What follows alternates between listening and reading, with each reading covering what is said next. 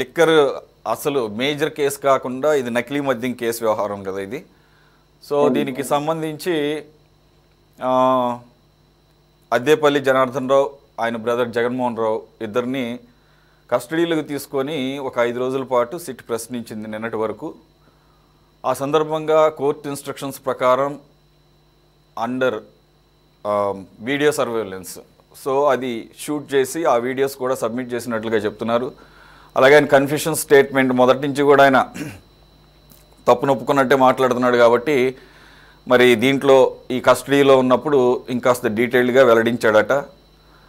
అయితే దానికి సంబంధించినటువంటి ఆధారాలని ఫోన్ ద్వారా రికవరీ చేయడానికి అతను తన ఫోను ఆఫ్రికాలో ఉన్నప్పుడు పోయిందని చెప్పేసి చెప్పడం, అయినా కూడా ఈ రోజుల్లో ఫోన్ లేకపోయినా కానీ డేటా రిట్రీవ్ చేసుకోవచ్చు నిజంగా కనుక ఎంక్వైరీ సంస్థలు తలుచుకుంటే. But depending on the device కొద్దిగా టైం పట్టొచ్చేమో.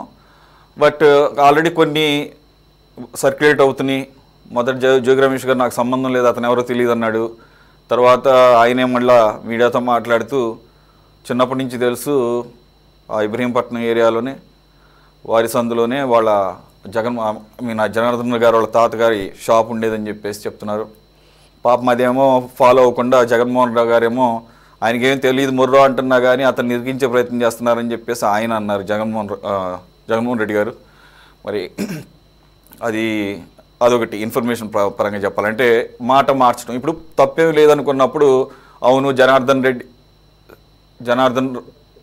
సార్ మీరు మాట్లాడుతుంది దాంట్లో పొరపాటు ఉంది సార్. ఎందుకంటే జోగి రమేష్ గారు నాకు తెలియదు అని చెప్పి చెప్పలా, ఫస్ట్ పాయింట్. ఎందుకంటే మొట్టమొదటి మీడియా సమావేశంలోనే మీరు చూసారో లేదో క్లియర్గా జోగి రమేష్ గారు అతను నాకు తెలుసు, మా ఇంటి సందులోనే ఆ చివరు ఉంటారు వాళ్ళు, అతనికి నాకు పరిచయాలు ఉన్నాయి, అంతే తప్ప ఈ విషయంలో నాకు ఎటువంటి సంబంధం లేదు అని చెప్పి చెప్పడం జరిగింది. అదే విషయాన్ని జగన్మోహన్ రెడ్డి గారు కూడా ఆయన మీడియా సమావేశంలో చెప్పారు. ఎక్కడా కూడా జోగి రమేష్ గారు నాకు సంబంధం లేదు. జోగి రమేష్ గారిది మొదటి రోజు ప్రెస్ మీట్ అప్పుడు ఆయన అదే ప్రెస్ మీట్లో నాలుగు మడత తీసాడని చెప్పేసి అప్పుడు కూడా అనుకున్నారు. ఆయన మొదట స్టార్టింగ్లో స్టార్ట్ చేసినప్పుడు మాత్రం ఆయన ఎవరో తెలియదు అన్నాడు. మళ్ళీ అదే ప్రెస్ మీట్లో చివరికి వచ్చేసరికి అతను తెలుసు అన్నాడు. కాబట్టి కావాలంటే ఒకసారి మళ్ళీ చెక్ చేసుకోవచ్చు మీరు. సో దాన్ని బేస్ చేసుకొని చెప్తున్నాను నేను. రెండోది సరే అది పక్కన పెడదాము. ఆయన తప్పు లేనప్పుడు ఆయన అంతా ముందే బయటపడిపోయి నన్ను అరెస్ట్ చేయడానికి సిద్ధపడుతున్నారు, ఇవన్నీ కూడా ఆయనే బయటకు వచ్చాడు. రెండు రోజుల క్రితం ఆయన కనకదుర్గమ్మ గుడి దగ్గర ఆయన ప్రమాణాలు ఇవి కూడా చేశాడు. సో అదంతా పక్కన పెడితే ఈరోజు ఎవిడెన్స్తో అలాగే వీడియో స్టేట్మెంట్స్తో సిట్ ఇప్పుడు సబ్మిట్ చేస్తోంది. కాబట్టి ఈ జోగి రమేష్ ఎందుకు చేశాడు, అంత సాహసం ఎలా చేయగలిగాడని నేను కూడా అనుమానపడ్డాను. ఎందుకంటే ఆయన మీద కూటమి ప్రభుత్వం రాగానే వాళ్ళ అబ్బాయికి సంబంధించి అగ్రిగోల్డ్కి సంబంధించినటువంటి వ్యవహారం మనం చూసాం. కాబట్టి అప్పుడే ఆయన కొద్దిగా సాఫ్ట్గా మాట్లాడటం స్టార్ట్ చేశాడు. He wants to be in the good books of Chandrababu Naidu అని అర్థమైంది. ఎప్పుడైతే మా అసెంబ్లీలో జరిగినటువంటి వ్యవహారానికి మా ఇంట్లో ఆడవాళ్ళు కూడా మమ్మల్ని తిట్టారని చెప్పేసి ఆయన అన్నప్పుడే ఆయన కొద్దిగా చంద్రబాబు నాయుడు గారి యొక్క గుడ్ బుక్స్లో పడదామని చెప్పేసి ఏదో ప్రయత్నం చేస్తున్నాడని అనిపించింది. కాబట్టి అటువంటి సాహసం చేస్తాడా అని నేను కూడా పర్సనల్గా అనుకున్నా. కాకపోతే ఇక్కడ ఇది ఇప్పుడు స్టార్ట్ అయింది కాదు, గత ప్రభుత్వ హయాంలోనే నకిలీ మద్యం వ్యాపారం స్టార్ట్ చేశారు. అప్పుడేమో డబ్బుల కోసం చేశారు, ఇప్పుడు మాత్రం ఒక పొలిటికల్ మైలేజ్ కోసం చేశారని చెప్పేసి ఈ జనార్దన్ రావు చెప్తున్న దాన్ని బట్టి అర్థమవుతుంది. సో మీరు ఇప్పటికీ కూడా అసలు మా జోగి రమేష్ గారికి కానీ లేకపోతే వైసీపీ వాళ్ళకి సంబంధించి కానీ ఎటువంటి పాత్ర లేదంటారా? ఆల్రెడీ టీడీపీకి సంబంధించిన ఒక వ్యక్తిని ఆల్రెడీ వాళ్ళు సస్పెండ్ చేశారు. అతను కూడా ఎలక్షన్స్ ముందే వైసీపీ నుంచి టీడీపీలోకి వెళ్ళారు. ఇది కూడా ఒక పథకం ప్రకారమే జరిగిందని చెప్పేసి అంటున్నారు. What is sir? సురేష్ గారు, మీకు ప్యానల్లో ఉన్న సభ్యులకు అలాగే సిటీ 24/7 వీక్షకులందరికీ వెరీ గుడ్ ఈవినింగ్ అండి. ఇప్పుడు మీరు చెప్తున్నారు జోగి రమేష్ గారి పాత్ర గురించి, గతంలో ఏదో జగన్మోహన్ రెడ్డి గారికే సంబంధం ఉందన్నట్టుగా ఆ మద్యం కేసు నడిపిస్తే ఇప్పుడు జోగి రమేష్ గారికి సంబంధం ఉందని కల్తీ మద్యం కేసుని అసలు వాస్తవంగా దొరికింది టీడీపీ తమ్మలపల్లి ఇన్ఛార్జ్ జయచంద్రారెడ్డి అయితే అతని పిఏ, అతని డ్రైవరు అతని కారులో మేము మద్యం పట్టుకెళ్ళాం, ఇలా డబ్బులు మేము తీసుకొచ్చామని చెప్పి స్టేట్మెంట్లు డైరెక్ట్గా ఇచ్చినా సరే ఈ రోజుకి ఆ టీడీపీ తరఫున పోటీ చేసిన ఇన్ఛార్జిని అరెస్ట్ చేసిన దాఖలాలు లేవు. ఎక్కడున్నారో ఎవరికీ తెలియదు. మీరు ఇంకోటి కూడా చెప్తున్నారు, అతను కావాలనే వైసీపీలోకి పంపించారని చెప్పి, అదే టీడీపీలోకి పంపించారని చెప్పి, కోవర్ట్గా యాక్ట్ చేయడానికి పంపించారని చెప్పి చెబుతున్నారు మీరు. ఎవరైనా కోవర్ట్గా యాక్ట్ చేయడానికి పంపించిన వ్యక్తి మరి చంద్రబాబు నాయుడు గారు చాణక్యుడు, ఆయన మించిన వాళ్ళు లేరు, ఆయన ఏదైనా చక్రాలు తిప్పేస్తారు, భూచక్రాలు విష్ణు చక్రాలు ఎలా ఎలా తిరిగేస్తాయని చెప్పే మీలాంటి వాళ్ళందరూ కూడా మరి ఈ విషయంలో భూచక్రం విష్ణు చక్రం ఎందుకు తిప్పలేకపోయారో చంద్రబాబు నాయుడు గారు మాకు అర్థం కాల. మేము కొన్ని పంపిస్తే ఆ వ్యక్తిని పిలిచి సరే, ఫస్ట్ ఆఫ్ ఆల్ ఏంటంటే మీరు అనకండి, మీరు కాకుండా మీరు టీడీపీ వాళ్ళ లేకపోతే వాళ్ళనండి, మాకేం సంబంధం లేదు. మేము ఎవరిని భుజాన్ని వేసుకోం సార్, మేము ఎవరిని భుజాన్ని వేసుకోం. ఫ్లోలో చెప్తున్నాను నేను.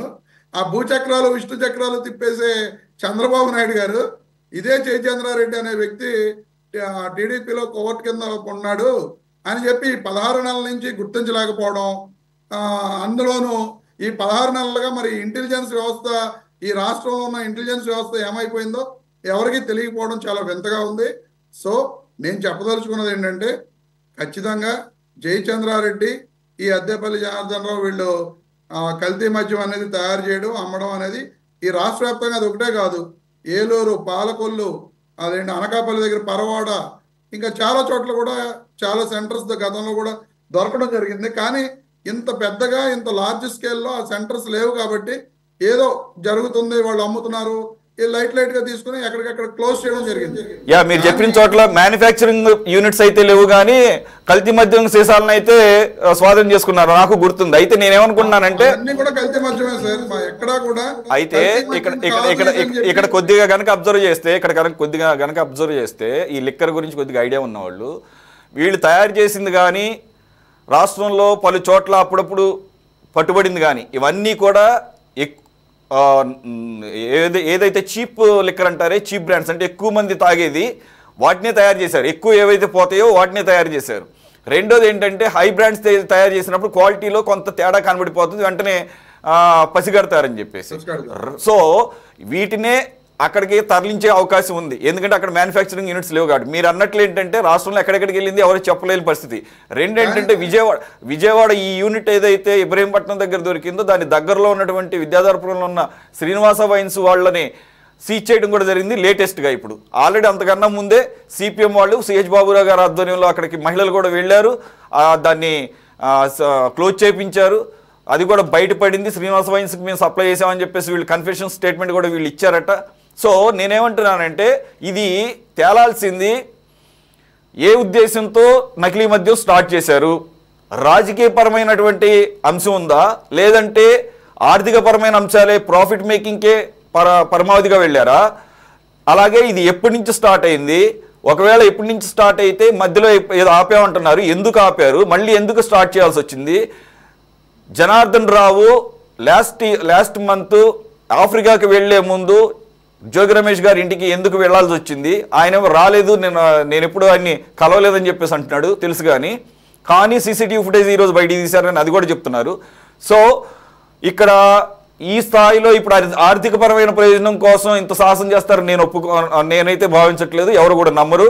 ఇది రాజకీయపరమైనటువంటి అంశంగానే చూడాలేమో, అంటే మీరేమంటారు సార్? సురేష్ గారు, ఇప్పుడు యాక్చువల్గా మిగతా చోట్ల దొరికిన చోట్ల మద్యం మ్యానుఫ్యాక్చరింగ్ యూనిట్స్ లేవు, కానీ ఈ అనకాపల్లి దగ్గర దొరికిన చోట మాత్రం అక్కడ కొంత మ్యానుఫ్యాక్చరింగ్ యూనిట్ ఉంది.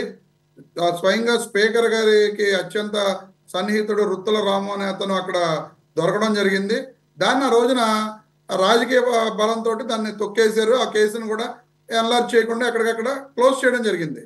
కానీ ఇక్కడ వచ్చేటప్పటికి కొత్తగా మనకు తంబళపల్లిలో దొరికినప్పుడు క్లియర్గా ములకాల చెరువులో, ఎందుకంటే ఒక టీడీపీ ఇన్ఛార్జే ఉన్నాడని చెప్పి డైరెక్ట్గా అప్పటికప్పుడు ప్రెస్లో రావడంతో, మీడియాలో రావడంతో ఈ వార్త ఎక్కడికక్కడ బ్లాస్ట్ అయ్యి చాలా పెద్ద ఇష్యూ అవడం జరిగింది. కాబట్టి ఇదంతా కూడా ఇంత పెద్ద ఇష్యూగా మారిపోయింది. లేకపోతే రాష్ట్ర వ్యాప్తంగా ఈ రోజున చాలా చోట్ల ఈ కల్తీ మద్యం అనేది అమ్ముతున్నారు, దొరుకుతున్నారు.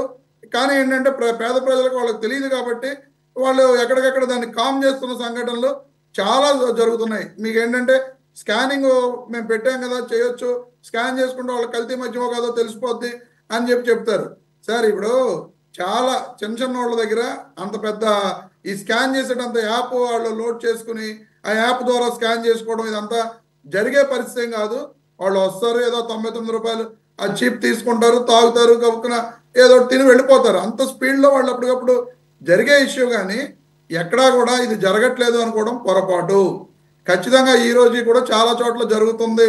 అదే అమ్ముతున్నారు, ప్రస్తుతానికి అమ్ముతున్నారు అనేది చాలా మంది చెప్పుకుంటున్నారు. కానీ ఇప్పుడు మీరు క్లియర్గా జోగి రమేష్ గారి విషయంలో ఇక్కడ ఏంటంటే మొట్టమొదటి నుంచి కూడా చంద్రబాబు నాయుడు గారికి కానీ లోకేష్ గారికి కానీ మాజీ ముఖ్యమంత్రిగా ఉన్న చంద్రబాబు నాయుడు గారి ఇంటి మీదకే జోగి రమేష్ గారు వస్తారా అనేది చాలా చాలా కోపం వాళ్ళ మనసుల్లో ఉండిపోయింది. కాబట్టి ఏ విధంగానైనా సరే జోగి రమేష్ గారి మీద కక్ష తీర్చుకోవాలనే ఉద్దేశంతో ఉన్న చంద్రబాబు నాయుడు గారు, నారా లోకేష్ గారు మొట్టమొదట జోగి రమేష్ గారిని ఈ రాష్ట్ర ప్రభుత్వం అధికారంలోకి రాగానే కూటమి ప్రభుత్వం మొట్టమొదట అరెస్టు జరిగింది జోగి రమేష్ గారు వాళ్ళ అబ్బాయి. మీకు తెలుసో తెలీదో? ఎందుకంటే రెడ్ బుక్లో లోకేష్ గారు మొట్టమొదటి జోగి రమేష్ గారి పేరే రాసుకున్నారేమో, వాళ్ళ మేము టార్గెట్ చేసుకుంటూ వెళ్ళారు. కానీ జోగి రమేష్ గారిని టార్గెట్ చేసుకుందాం అనుకుని తీరా చూస్తే అక్కడ అది వాళ్ళ అబ్బాయి పేరు మీద ఉండటంతో డాక్యుమెంట్ వాళ్ళ అబ్బాయిని అరెస్ట్ చేసిన పరిస్థితి. ఎందుకంటే ఏదో ఒక రకంగా ఇక్కడ తప్పు జరిగింది అని చూపించాలని.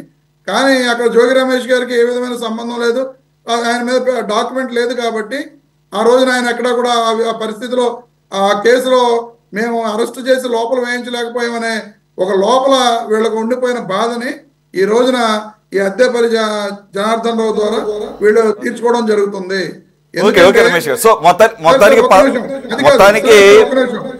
సురేష్ గారు, ఈ రాష్ట్రంలో ఇంత పెద్ద పోలీసు వ్యవస్థ, ఇంత పెద్ద ఇంటెలిజెన్స్ వ్యవస్థ ఉన్నప్పుడు జయచంద్రారెడ్డి అనే వ్యక్తిని ఈ రోజుకి కూడా వీళ్ళు అరెస్ట్ చేయలేదు.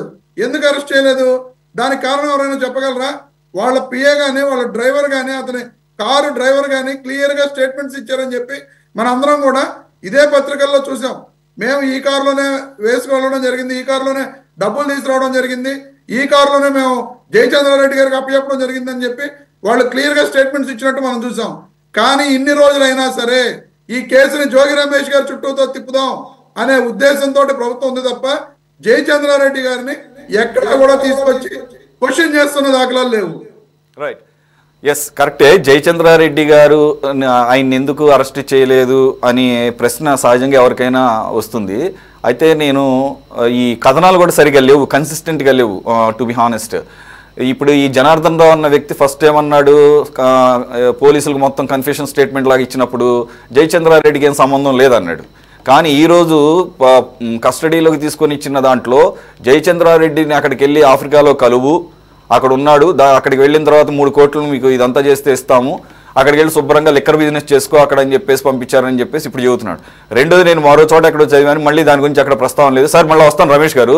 ఈ జయచంద్రారెడ్డి ప్రస్తుతం అసలు ఇప్పటికీ కూడా ఆఫ్రికాలోనే ఉన్నాడని చెప్పేసి మళ్ళీ ఎక్కడో కథనం వచ్చింది. మరి అద్దేపల్లి జనార్దన్ రావు చెప్పింది పక్కన పెట్టండి. జయచంద్రారెడ్డి కారు డ్రైవరు వాళ్ళు కన్ఫెషన్ స్టేట్మెంట్స్ ఇచ్చారు. మేము జయచంద్రారెడ్డి చెప్తేనే ఈ మద్యం మందు తీసుకువెళ్ళి మేము ప్రతి చోట ఇలా చేసాము అని చెప్పి ఆ జయచంద్రారెడ్డిని ఎందుకు తీసుకురాలా? పోనీ నిజంగా సౌత్ ఆఫ్రికాలోనే ఉంటే అతను ఎందుకు తీసుకురాలా? ఇతను వెంటనే ఎందుకు వచ్చి వీళ్ళకి సరెండర్ అయిపోయి స్టేట్మెంట్లు ఇస్తున్నాడు? ఇతను వీడియో లోపల ఉండగా ఇతను వీడియో బయటకు ఎలాగొచ్చింది? ఇదంతా కూడా ప్రభుత్వం కుట్రపూరితంగా చేస్తున్న వ్యవహారం. జోగి రమేష్ గారిని అరెస్ట్ చేయాలనేది వాళ్ళ ఉద్దేశం. సరే, భవిష్యత్తులో ఏం జరుగుతుందో వేచి చూద్దామండి. రైట్.